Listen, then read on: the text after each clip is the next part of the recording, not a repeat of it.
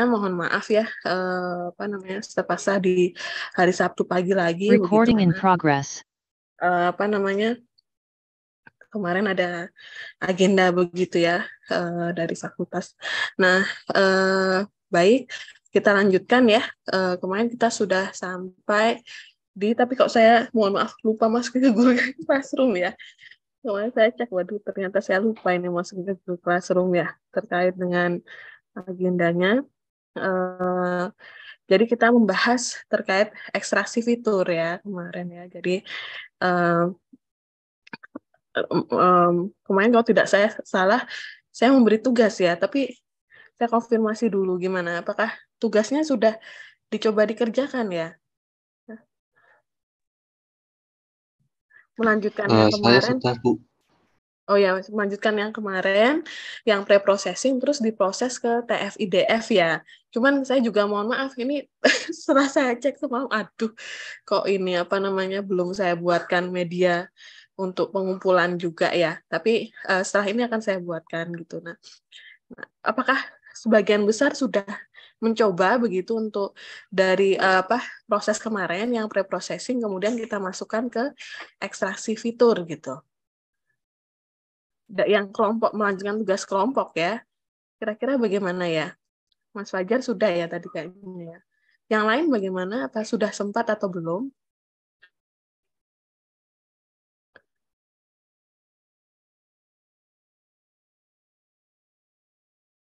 Bagaimana dengan yang lain? Apakah sudah sempat atau belum ya?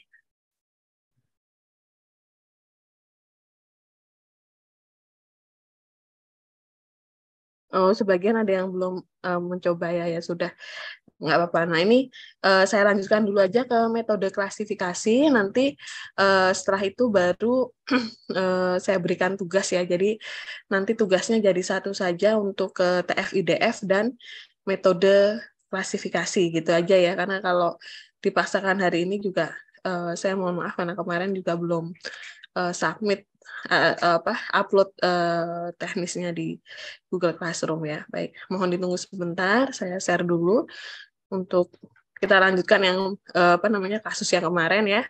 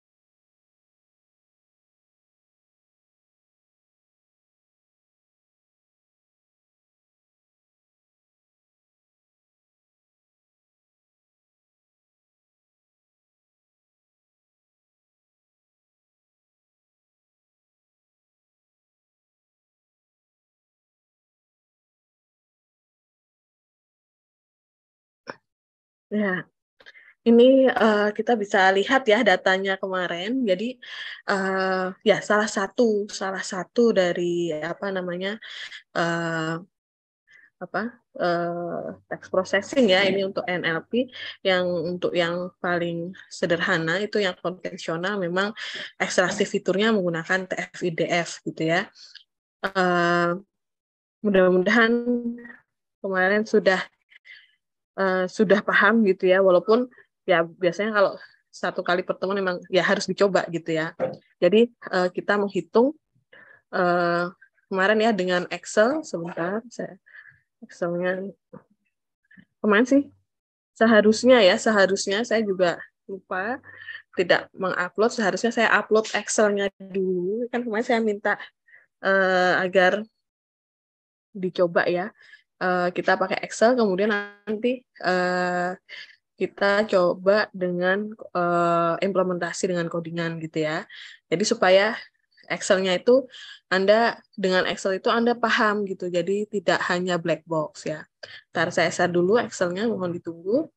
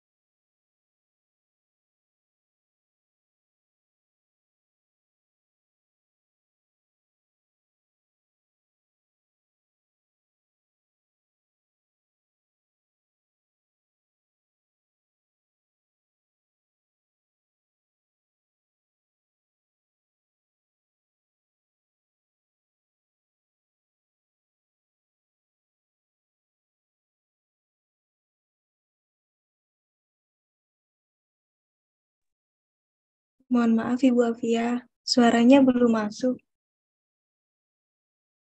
Oh, mohon maaf ya, ya. Baik, terima kasih. Ya, ya. Mohon maaf ya. Jadi kalau apa namanya saya mohon izin saya ulangi ya.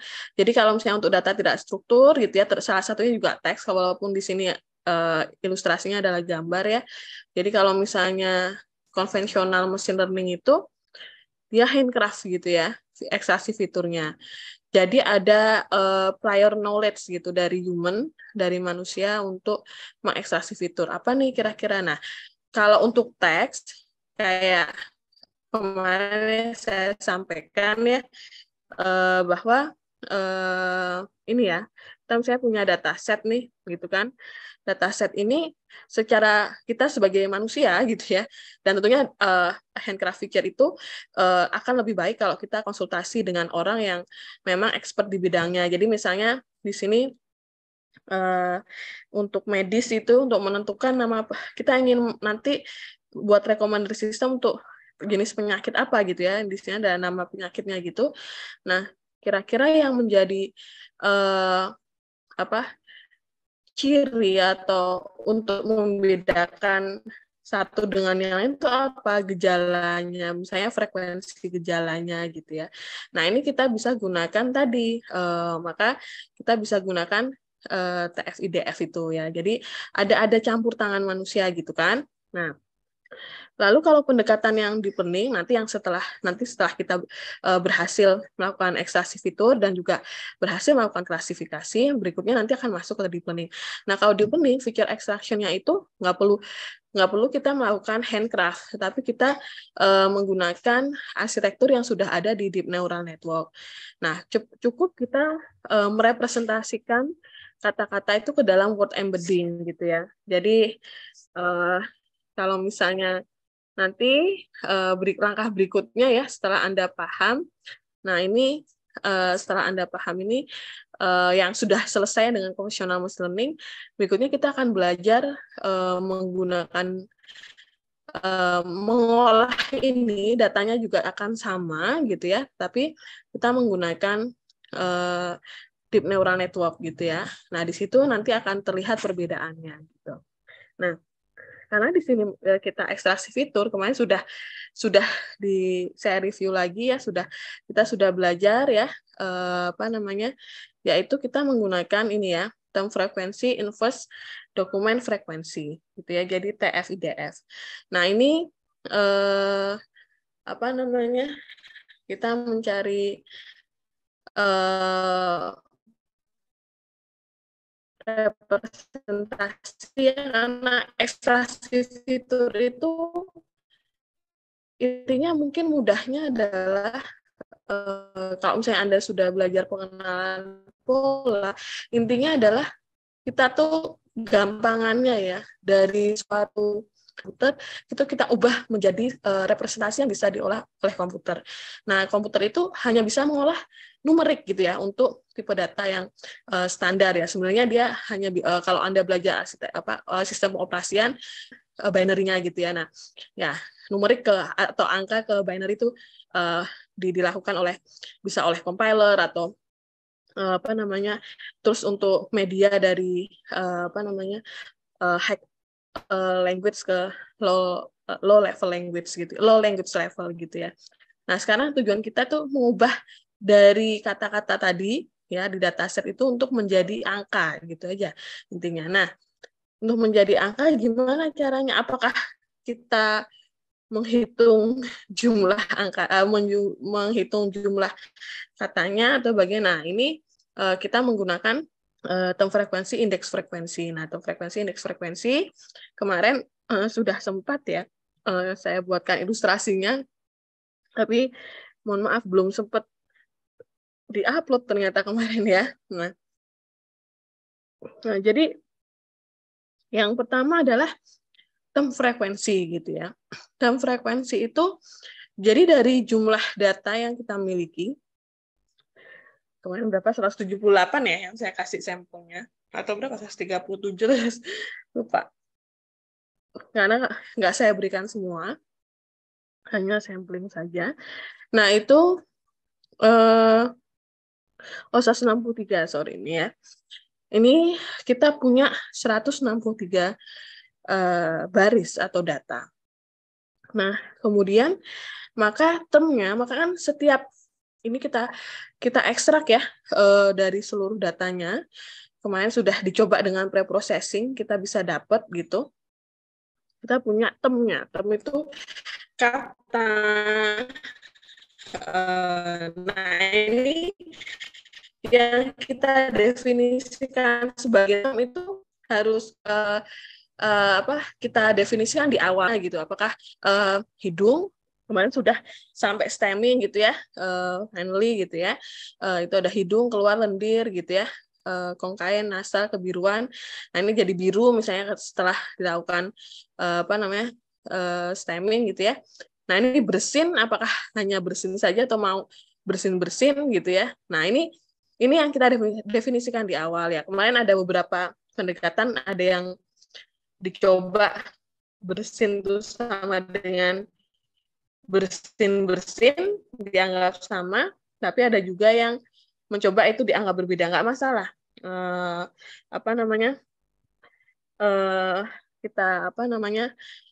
Nggak masalah kayak gitu ya.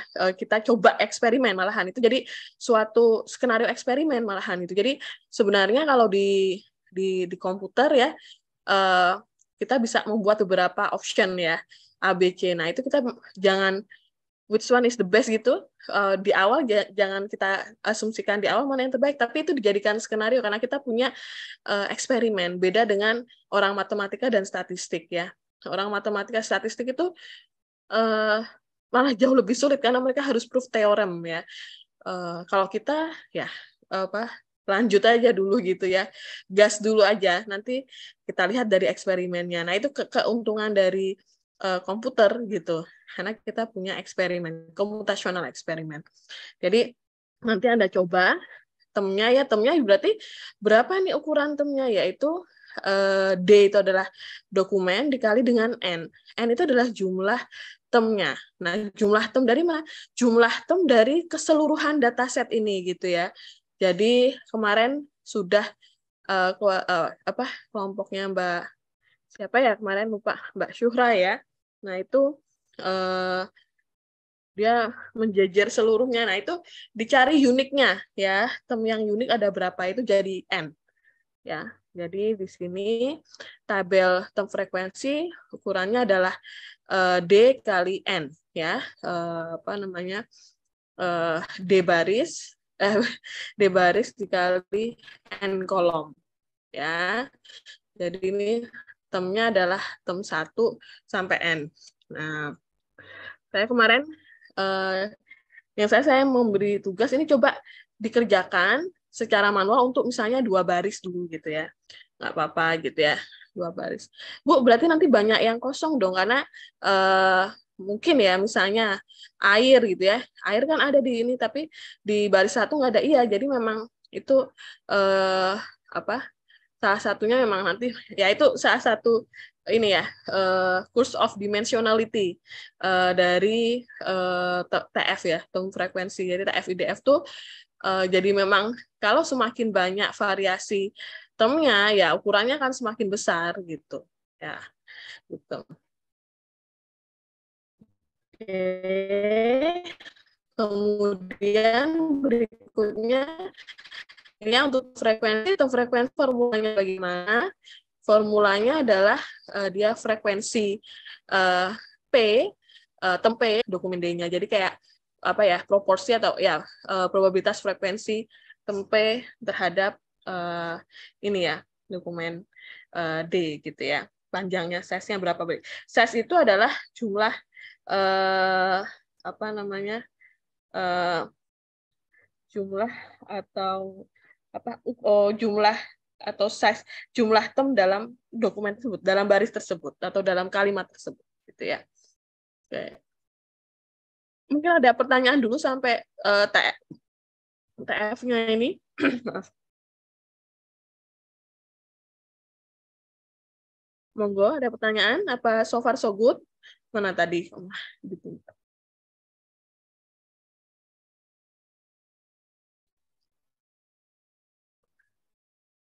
Mana sebentar. Kecilin aja. Nah,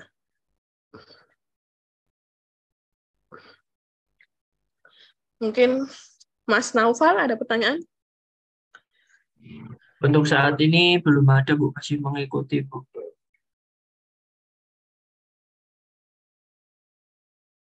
Oke, makasih. Berikutnya adalah IDF ya, atau Inverse Document Frequency. Nah, kalau yang term frekuensi dia fokus di termnya, sedangkan kalau IDF itu inverse dokumen frekuensi, yaitu perhitungan dokumennya. Jadi di inverse dokumen frekuensi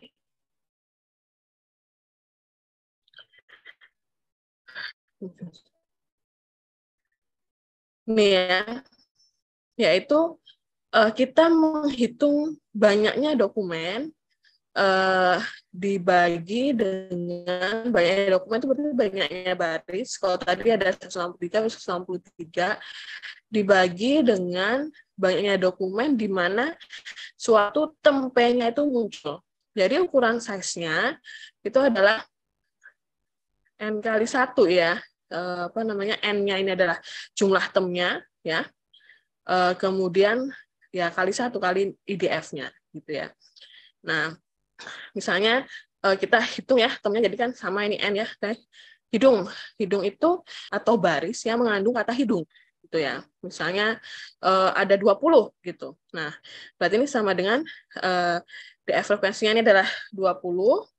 Kemudian IDF-nya berarti minus log 2 dari 163 dibagi 20 gitu ya. Jadi itu untuk IDF-nya gitu. Nah, kemudian TF IDF itu adalah TF dikali IDF ya. Jadi TF dikali IDF. Apa namanya?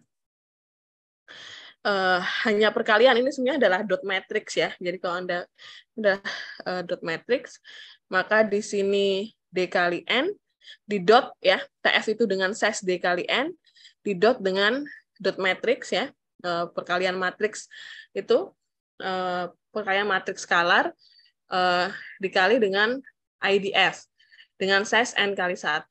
Maka kita dapatkan D kali 1. Nah, di sini kita dapatkan nilai TF IDF-nya.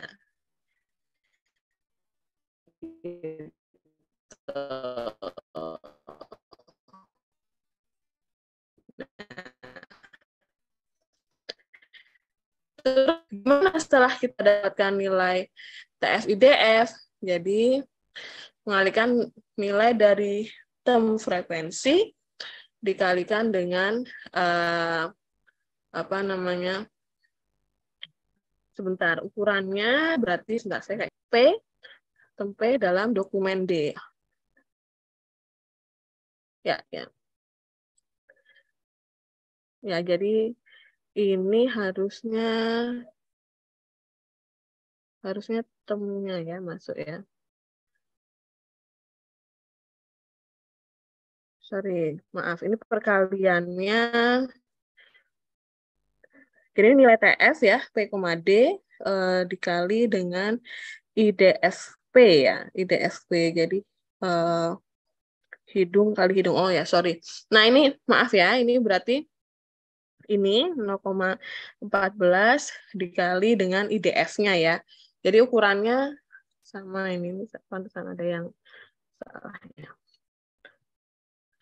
Ini hanya dianggap sebagai konstanta, nggak perkalian dot matrix. Jadi tabel TF IDF-nya tetap, cuma dia seperti dinormalisasi gitu loh dengan jumlah apa namanya, dengan jumlah misalnya katakan ini IDF-nya 163 dibagi 25 apa namanya 8-an ya. Nah, ini berarti di sini nilainya hidung itu ya TF IDF dikali aja berarti 0,14 dikali minus 3 misalnya ya. Nah, ini jadi sama dengan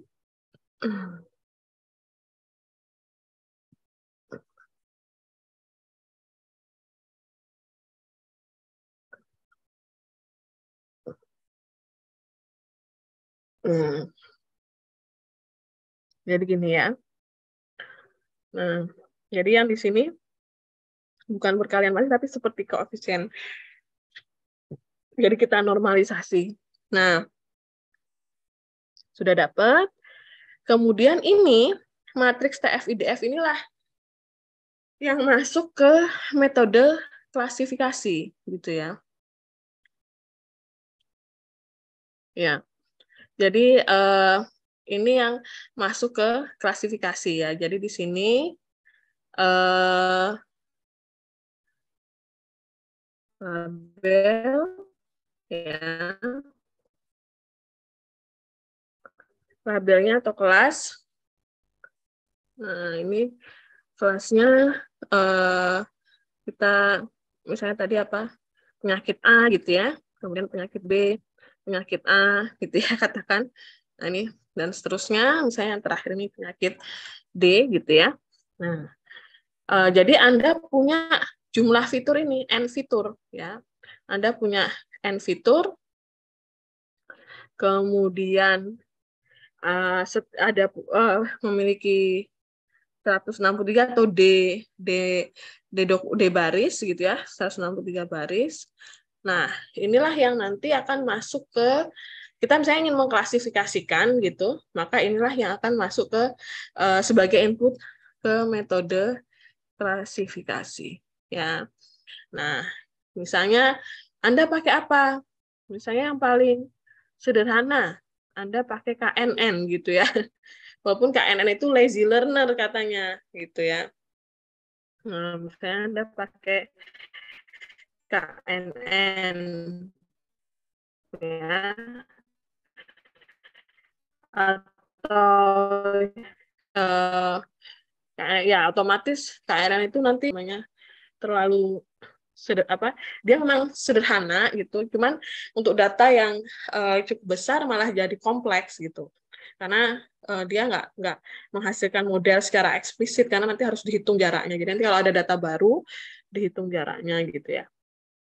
Atau mungkin ada mau pakai support vector mesin atau pakai MLP atau classifier yang lain ya misalnya. Itu juga boleh ya. Gitu ya. Nah, mungkin ada pertanyaan dulu.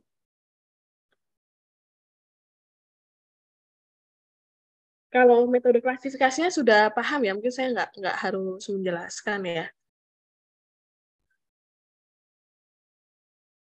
Ada pertanyaan dulu sampai di sini metode klasifikasinya, TF-IDF, terus ini nanti masuk ke KNN, SVM gitu ya, atau metode klasifikasi yang lain, maksudnya MLP maksudnya, bukan multi-layer perceptron gitu ya. Kalau multi-layer perceptron ya lumayan banyak ini, kalau fiturnya ada N, berarti dia jumlah neuron di input layernya ada N, sejumlah N neuron ya. Gitu. Mungkin ada pertanyaan dulu, itu sudah cukup jelas. Nah. Oh maaf Bu, untuk termnya, oh ya ini sebentar, maaf Bu kalau TF-IDF, ya ini tadi saya agak ini ya, jadi karena IDF-nya dianggap koefisien ya, jadi TF-IDF-nya tetap jumlah dokumen dikali jumlah term. Nggak harus sih kalau yang ini ya, apakah termnya perlu diurutkan misal secara ascending, ya ini lebih ke teknis ya, lebih memudahkan mungkin, tapi lebih memudahkan, tapi nggak harus ya. Apa namanya, kalau Anda ingin diurutkan juga boleh supaya lebih mudah nanti indeksingnya ya gitu. Tapi kalau secara konsep ya nggak harus, tapi kalau secara teknis mungkin itu akan lebih memudahkan ya. Mungkin ada lagi pertanyaannya.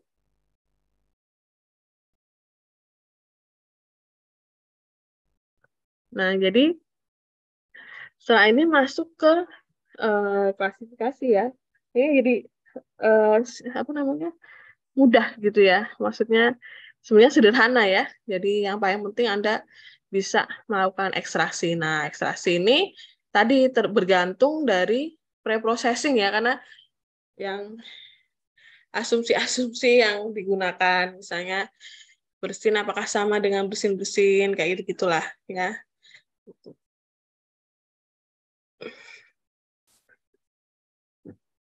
Nah, biasanya kalau ekstraksi fiturnya itu kan sudah pakem, maksudnya kita menggunakan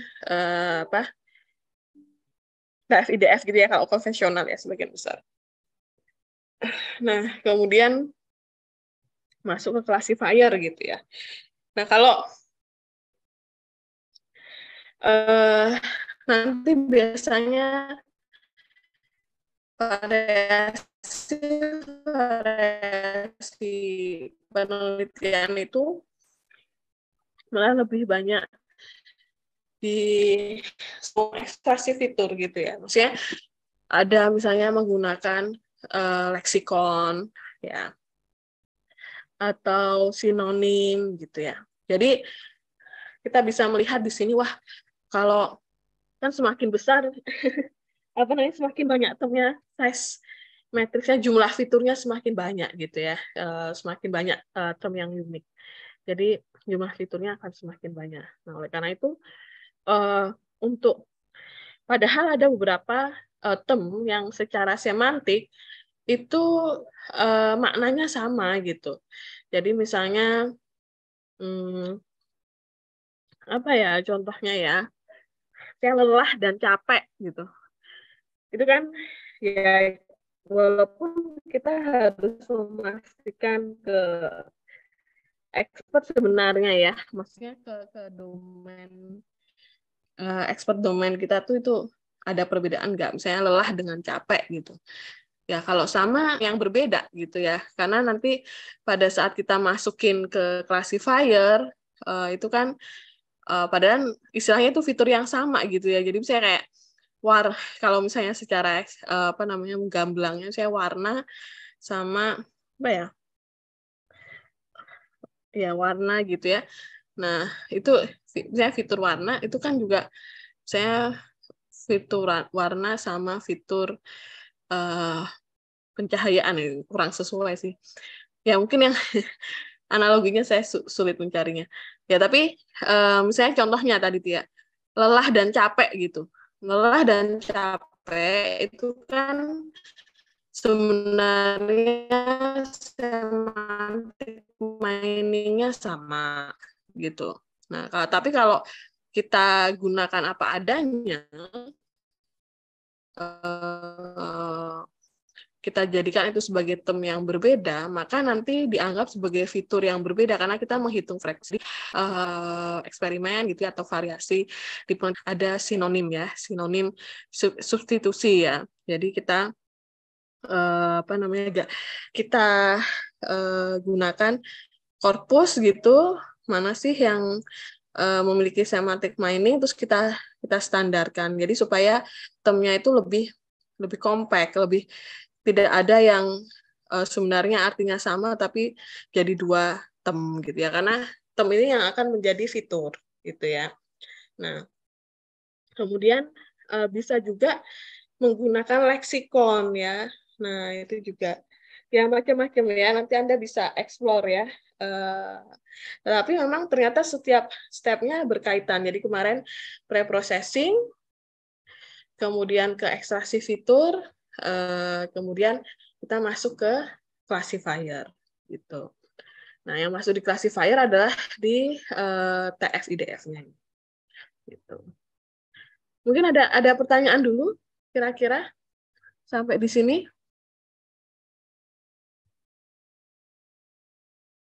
Mungkin Mas Fatul Ihsan ada pertanyaan. Sejauh ini belum, Bu. Oh ya, ya. Oke. Nah kemarin itu tugasnya gitu ya. Nanti Anda coba mengerjakan dari data yang kemarin. Ya kita pakai data aja ya yang kemarin. Mana nih?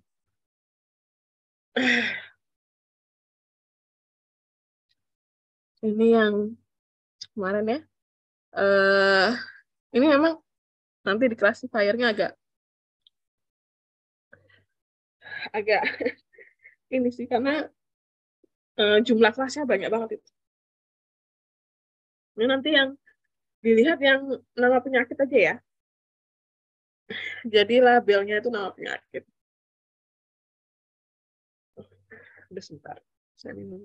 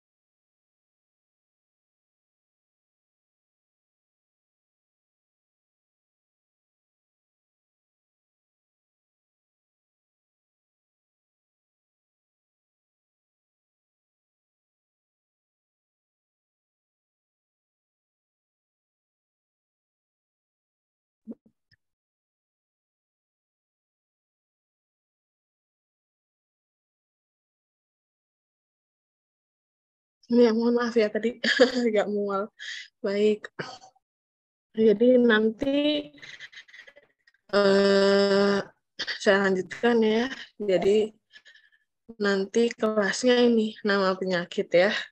Nah ini lumayan challenging, menantang gitu ya untuk kasus ini karena kayaknya akurasinya nggak akan tinggi-tinggi juga ya. Karena jumlah kelasnya lumayan banyak di sini, yang lumayan banyak dan jumlah datanya juga nggak jadi multi kelasnya tuh benar-benar jumlah kelasnya lumayan banyak gitu.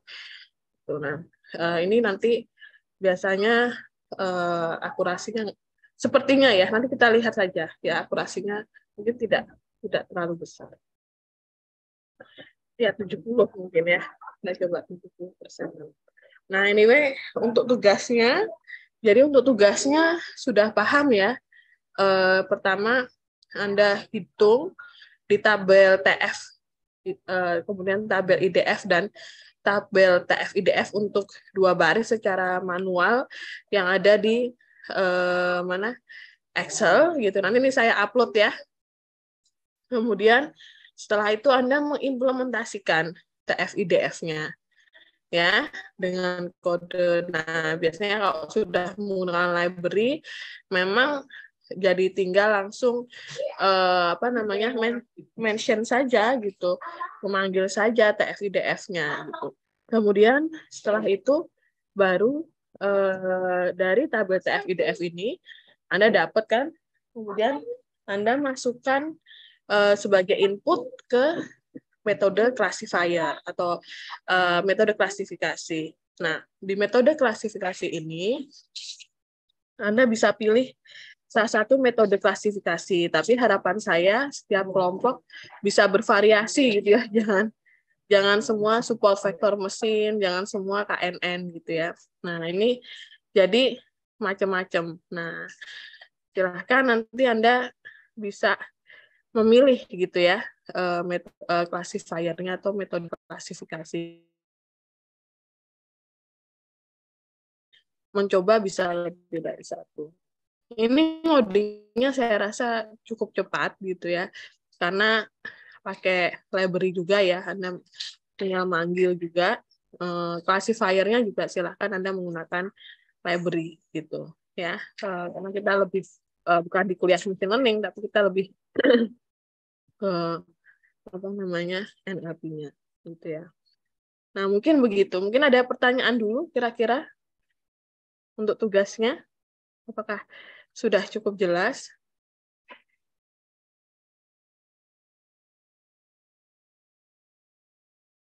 Bagaimana?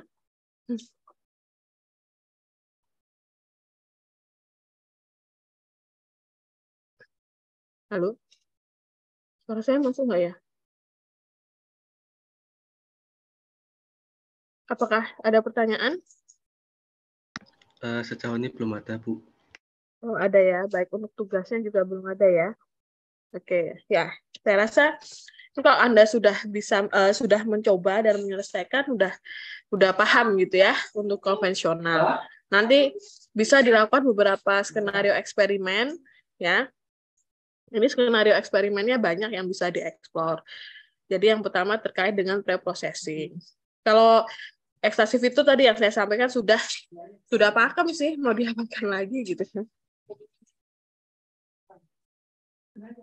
Jadi bisa di preprocessing, kemudian bisa juga nanti tentunya untuk parameter tuning yang ada di classifier.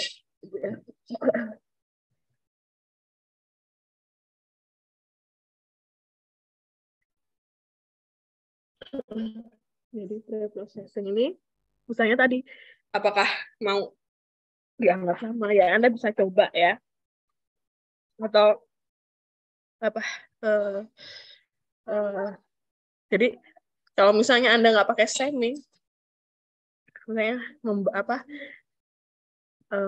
membengkaknya sama bengkak kan dianggap dua hal yang beda. Padahal itu secara semantik kan sama. Nah, kemudian kayak tadi bersin dengan bersin. Nah itu misalnya orang di preprocessing. Nah kalau yang setelah itu nanti masuk ke ekstraksi fitur. Habis itu kita masuk ke classifier. Nah kalau classifiernya saya juga minta jangan langsung pakai satu kali gitu aja ya. Yang penting keluar hasilnya gitu. Coba kita, karena Anda juga menggunakan library ya, kita parameter tuning gitu ya. Walaupun nggak semua metode classifier itu perlu parameter tuning ya. Tapi most of ya. Jadi misalnya contohnya KNN, jumlah K-nya. Nah itu kan Anda bisa nyoba-nyoba. Makanya kita lakukan eksperimen. Kemudian support vector machine, misalnya Anda pakai kernel RBF, radial basis function, itu bisa nyoba gamanya sama nilai C-nya. Ya walaupun ada juga sih fasilitas dari SVM untuk grid searching, itu juga bisa Anda coba. MLP misalnya udah lebih banyak lagi gitu ya parameter tuningnya gitu. Nah jadi kurang lebih seperti itu untuk skenario eksperimennya ya. Anda bisa coba-coba ya, at least dicoba dulu tadi secara manual, kemudian Anda coba implementasikan, kemudian implementasikan, kemudian Anda coba buat ya satu skenario aja sih sebenarnya, ya satu harian eksperimen. Kalau misalnya ada waktu lebih, nah itu parameter tuning di classifier dan reprocessing gitu ya. Kalau fitur ekstraksi udah pakem ya, ekstraksi fiturnya itu udah pakem metodenya, jadi nggak ini. Nah preprocessing sebelum masuk ke jadi kan pipeline-nya di preprocessing, kemudian masuk ke mana namanya ekstraksi fitur ya, kemudian ada classifier. Nah, di ekstraksi biasanya ya tadi ya saya sampaikan ekstraksi fitur itu misalnya bisa banyak, kita ada variasi, misalnya menggunakan sinonim, bisa menggunakan leksikon gitu ya. Nanti Anda bisa explore kalau misalnya Anda tertarik. Ya. Ya. Mungkin gitu ya. Ada pertanyaan dulu sampai di sini?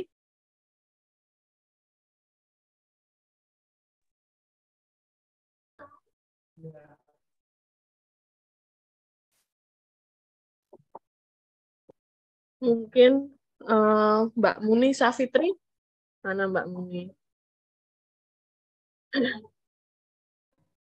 Ya, Ibu. Ada nggak? Oh ya, Mbak Muni ada pertanyaan nggak Mbak Muni? Sampai saya ini belum ada, Ibu. Udah jelas ya, tugasnya juga udah jelas ya? Ya, Ibu. Oh ya. Ya, kalau nggak ada pertanyaan ini mohon izin saya cukupkan ya. Saya agak kurang enak badan ini mual-mual.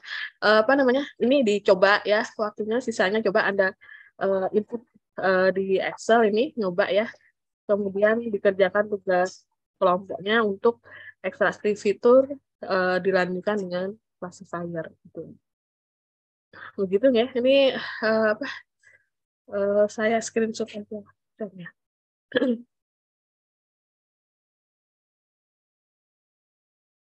Apakah ada pertanyaan lagi?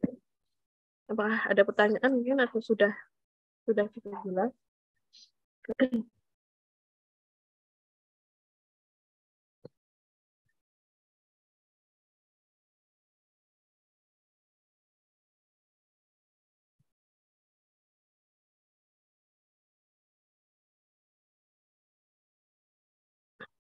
Belum ada ya?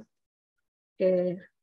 Ya kalau belum ada mau izin saya cukupkan ya. Nanti yang ada saya Ibu, ya gimana? apakah tadi ada presensi, Bu? Apa gimana?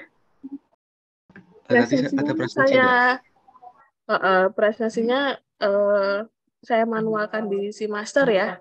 Ini screenshot kehadirannya saya upload di mana? Di Google Classroom. Oh ya, masih, Bu. Ya, sama-sama. Nah, kemudian ada satu kali, kan saya hutang 2 kali tuh, rencananya satu asinkronus, satu sinkronus. Yang sinkronus, nanti rencananya saya mengundang kuliah tamu ya dari alumni bimbingan saya yang dia memang bekerja di bidang NLP ya. Jadi nanti apa namanya, Anda bisa uh, apa, uh, mengetahui apa atau ada insight gitu. Nah, ini saya sedang mencarikan jadwal. Kemungkinan kalau sulit mencarikan jadwal ya kita hari Sabtu lagi gitu ya. Maksudnya untuk penggantinya itu. Insya Allah hari Rabu kita masuk seperti biasa. Insya Allah.